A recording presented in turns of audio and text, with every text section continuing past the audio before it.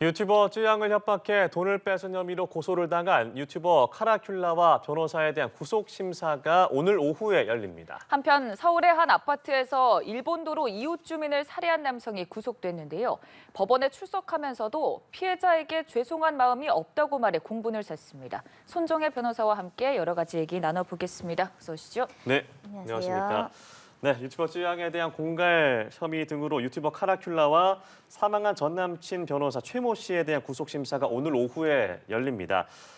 먼저 어떤 혐의를 받는지 정리를 좀 해주시죠. 네, 이미 구제혁이라는 유튜버가 이제 구속이 됐습니다. 구제혁 같은 경우는 찌양을 협박해서 5천만 원 상당의 경제적 이득을 취득한 혐의를 받고 있는데요. 네. 그 과정에서 구제혁에게 어떤 비밀을 제공하고 방조한 혐의를 이 최 변호사가 받고 있는 상황이고요. 본인 예. 자체도 찌양을 협박해서 2,300만 원 상당의 자문료, 고문계약 형식으로 이제 경제적인 이득을 취득했다라는 혐의도 받고 있고, 나아가서는 이 정보통신망법 위반이라든가 또 업무상 비밀 누설이나 이런 혐의에 대한 수사가 진행되고 있고요. 현재 구속영장 실질심사에는 공갈 방조가 들어가 있는 상황입니다. 네, 네. 그렇다면 구속 여부에 대해서는 어떻게 좀 전망하세요? 구속 가능성 배제하기 어렵습니다. 2,300만 원이라는 돈도 적지 않은 돈일 뿐만 아니라 네. 이런 공갈의 횟수라든가 또 공갈 방조의 어떤 재질이 굉장히 좋지 않고 또 피해자에게 피해가 극심할 뿐만 아니라 범행의 어떤 주도적인 역할이라든가 반복성이 있기 때문에 범죄의 중대성 인정될 여지가 있고요. 특히 구속 사유 중에 가장 중요한 것은 증거인멸 가능성이 있는데 네. 현재 최모 변호사의 입장은 이런 사실이 없다라고 부인하고 있고, 관련된 유튜버들이 서로 입을 맞춘다거나 다수의 방법으로 증거인멸 가능성이 있기 때문에 영장 발부 가능성 매우 높은데, 다만 이제 지금 변호사 입장에서 주장하는 것은 정상적인 자문, 고문 계약이었다 이런 주장을 하고 있거든요. 그 주장이 합리성을 가지려고 한다면 본인이 실제 의뢰인을 위해서 기자든 변호사든 어떤 용역을 했는지 이에 대한 구체적인 증거가 제시되는지 여하를 봐야 될 것 같습니다. 네, 그리고 이제 오늘 오후에 심사가 예정돼 있으니 곧 결과가 나올 것으로 보이고요. 쯔양은 다시 한번 해명 영상을 올렸습니다. 유튜브 가세연에서 폭로한 내용에 대해서 좀 반박하는 모습이었는데 어떤 내용이 줄을 이뤘습니까? 네, 어제 영상이 올라왔고 다수의 증거 자료도 제시가 됐습니다. 녹취록, 영상, 그리고 문자, 메시지, SNS 내용까지 공개하면서 이 가세연이 폭로하고 입장을 밝혀라, 사과하라고 요구했던 내용들에 대해서 하나하나 반박을 했는 건데요. 네. 첫 번째는 이제 이 남자친구의 강요에 의해서 유흥업소를 가거나 이런 여러 가지 강요된 행위를 했다라는 부분을 가세연이 지적을 했는데, 이에 대해서는 성폭력 현장의 녹취와 그 전후의 대화 내용들이 공개가 됐습니다. 사실은 네. 피해자 입장에서 이런 것을 공개하는 것은 매우 수치스러울 예. 뿐만 아니라 인권 침해적인 요소가 있음에도 불구하고 스스로를 방어하고 사실관계를 밝히기 위해서 제공을 했다라고 보이고요. 굉장히 내용이 좀 참혹하고 좀 잔인한 면이 있어서 방송에서는 일일이 말씀을 드리긴 좀 어렵습니다. 두 번째로는 탈세 의혹이 있는데, 탈세 의혹과 관련해서는 사망한 전 남자친구가 대부분의 수익 정산을 했고 또 수익 정산금도 상당 부분 정산하지 않고 쯔양에게 피해를 입혔다라고 알려지지 않습니까? 세무를 신고하거나 탈세를 하거나 회계 관리는 전적으로 남자친구가 전담했다라는 주장이고요. 세 번째로는 유흥업소 관련해서는 상세한 경위를 밝히면서 그 당시에 전 남자친구의 강요된 행위에 의해서 부득이한 사정에 있었다라는 것이고, 가세연을 통해서 주장했던 이 유흥업소 관계자들의 증언 같은 경우도 전 남자친구의 말을 듣고 이렇게 일방적으로 제기하는 것이다, 이런 반박이 있었던 상황이고요. 전반적인 내용은 한 인간이 견디기 어려울 정도 수준의 협박과 네. 강요와 그리고 소위 말하는 가스라이팅, 심리적인 지배 상태였다라는 것에 대한 자료가 공개되어 있습니다. 네, 이런 가세연뿐만 아니라 다른 사이버 레커들은 찌양이 피해자 코스프레를 하고 있다. 그래서 사망한 전 남자친구에게 모든 죄를 뒤집어 씌웠다라고 했는데 이를 반박하는 거잖아요. 관련된 내용도 수사 대상이 될 수 있습니까? 이렇게 무분별하게 억측과 또 적시된 사실로 찌양에 대한 2차 가해와 명예훼손을 하는 경우에는 추가적인 범죄가 성립할 여지가 굉장히 큰 거죠. 네.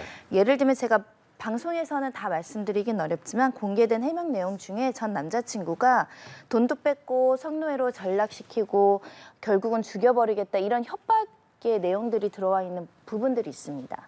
그런 부분들을 봤으면 어느 정도 찌양이 지금 주장하는 피해 사실이 상당 부분 진실에 부합하고 실제 예. 형사 고소도 2차례나 이루어졌고 그 과정에서 피의자가 사망했고 스스로 이런 어떤 극단적인 했던 사건이라고 한다면 찌양은 범죄의 피해자입니다. 그러니까 세부적인 부분의 입장의 차이는 뭐 소송 과정이나 민사소송에서 다툴 문제이지 관련이 없는 유튜버들이나 제3자가 이것을 일희일비하면서 하나하나 우리가 판단하겠다, 너에 대해서 판단하겠다 하는 것은 오히려 조금 더 악의적으로 생각하면 그 가해행동이라고 볼 여지가 있다라는 점에서는 굉장히 자제할 필요가 있는 것이고요.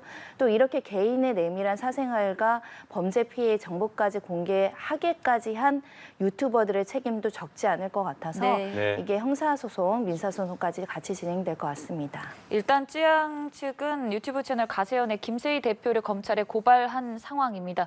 사실 이게 법적 쟁점 여부를 떠나서 계속 얘기가 반복되고 논란이 확산되는 상황 자체가 2차 가해라는 말도 있거든요. 그러니까 이것이 개인이 어떤 성폭력을 당하고 유흥업소를 다니고 어떤 과거의 전력이 있고 남자친구와의 관계가 어땠는지가 공적인 관심사라고 보기는 어렵습니다. 예. 더군다나 본인이 공개하지 원치 않았던 것이고 이 형사사건도 피의자가 사망함으로 인해서 종결됐던 사건이라고 한다면 구태여 제3자들이 난도질하듯이 개인의 사생활을 요구하고 예를 들면 폭로 형식으로 협박하는 것은 우리 사회에서는 잔인한 행태라고 해석하는 것이 많고요. 네. 부끄럽게 생각해야 된다라는 댓글도 상당 부분이 많습니다. 이것이 어떠한 정당한 공익적 목적으로 이렇게 요구를 하고 진실을 요구하고 이 사람에 대해서 평가를 하는지에 대해서 우리 사회가 좀 부끄럽게 봐야 되는 상황이 있을 수 있을 것 같고요. 이런 일련의 과정들이 2차 가해라고 보는 겁니다. 사실 한 사람에 대해서 그 사람의 어떤 인생을 모두 다 들여다보면서 이 사람이 옳다, 잘못됐다 그런 시각도 굉장히 폭력적인데 거기에 성범죄의 어떤 정황이 드러나야 되는 것이고 또 협박의 내용 때문에 그렇다고 한다면 사실은 이 부분에 대해서는 현재 이 방송 자체가 계속 이루어지는 행태도 공권력이 적절하게 개입하지 않는 부분이다. 우리 사회가 방치하고 있는 것은 아닐까라는 고민이 필요합니다. 네, 어떤 권리로 진실을 계속 요구하고 있는 것인지 계속된 가해를 중단하기를 바랍니다. 다른 소식 짚어보죠. 일본도로 이웃 주민을 살해한 이 30대 남성 결국 구속이 됐습니다. 구속 심사 과정에서 이 중국 스파이를 처단하기 위해 그랬다. 뭐 영부인 얘기도 했고요. 이상한 얘기를 계속했는데 결국 법원이 구속을 결정했죠.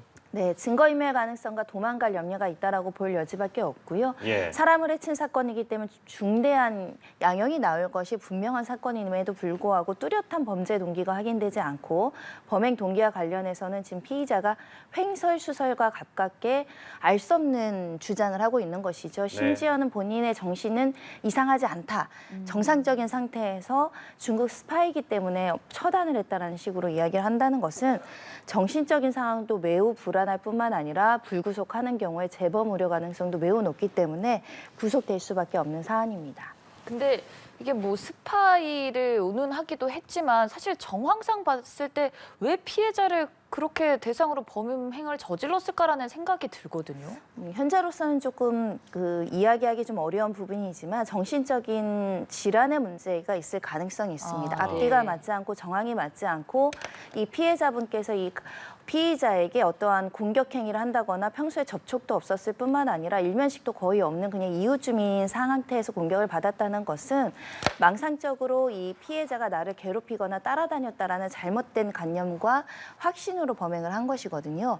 또 중국 스파이와 같은 경우는 어떤 특정한 매체나 특정한 어떤 정보에 조금 현혹이 돼서 이렇게 이제 스파이가 내가 굉장히 중요한 인물인데 나를 공격하기 때문에 내가 방어하거나 나를 방어하기 위해서 먼저 공격한다라는 것인데 이것이 전형적인 정신분열과 망상의 증세로 보일 수 있습니다. 네. 이런 범죄는 누구라도 타겟이 될 수 있고 누구라도 피해자가 될 수 있는 점에서는 사회적인 어떤 불안감을 야기할 뿐만 아니라 그 재질도 굉장히 잔인하고 수법도 잔혹하다고 보입니다. 네, 근데 그 이전에 정신과 치료를 받은 전력이 없기 때문에 이게 좀 감형을 받으려고 하는 건 아니냐는 해석도 있는 것 같거든요. 감형을 받으려고 하는데 나는 맨정신에서 범행을 했다 이렇게 주장하기도 쉽지 않고요.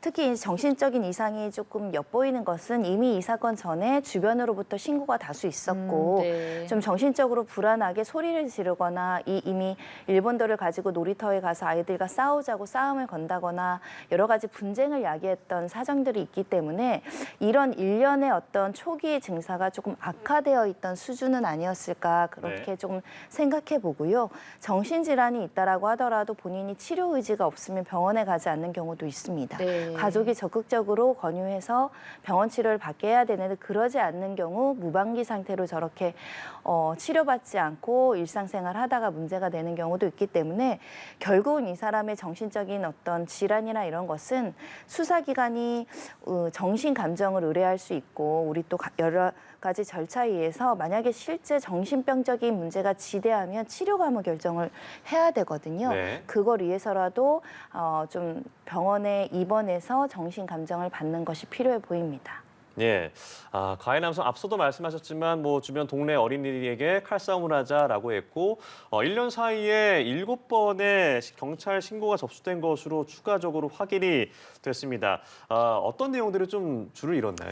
네, 일단 일본도를 들고 뭐 난동을 부린다는 내용보다는 이 사람 자체가 사람들과의 사소한 분쟁으로 굉장히 어떻게 보면 불미스러운 그 언쟁이 있거나 소리를 지르는 내용들이 이제 다수 확인이 되고 특히 놀이터에 이 장검을 들고 가가지고 칼싸움하자 이런 이야기도 있는 것만큼 사실은 이런 일본도 같은 경우는 소지 목적을 본인이 장식용으로 신고를 한 거거든요. 근데 예. 이미 장식용을 넘어서 들고 나서 네. 사람들을 위협하고 협박하고 아이들이 있는 놀이터까지 침입을 한 상태이고 이런 내용들이 신고가 됐다라고 한다면 이 관련된 신고를 받은 경찰에서는 조금 더 주의 있게 이 사람을 관찰을 했어야 되고 특히 112 신고가 한 사람에게 중첩적으로 오는 경우에는 집중 관리할 수 있는 제도가 있거든요.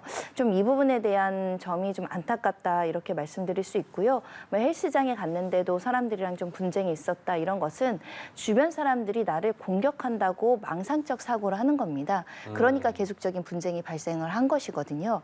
그 과정에서 신고가 수차례 이루어졌다라는 만큼 본인이 이런 분쟁 속에 있고 또 이 사람이 이 일본도라는 이 총포 도검 화학류의 소지자라는 것을 알았다고 한다면 좀 집중적으로 관찰하고 우범 대상이라던가 정신과적인 치료를 필요로 요하는 사람이라는 걸 경찰에서 좀 면밀하게 봤다라면 하는 아쉬움은 남습니다. 근데 이런 몇 번의 어떤 신고가 있었다고 해서 어떤 한 개인을 정신병원에 강제로 입원시킨다던가 좀 기본권 침해 소지가 있지 않습니까? 그렇습니다. 하지만 여러 가지 정황상 이 사람이 타인에게 위해를 가할 것이 염려되는 정신질환자 같은 경우는 지자체 장애 권한으로 정신치료를 할 수 있는 법률적인 제도가 있습니다. 네. 그 제도에 부합하는 사람인지 아닌지를 살펴볼 필요성이 있었다는 것이고요.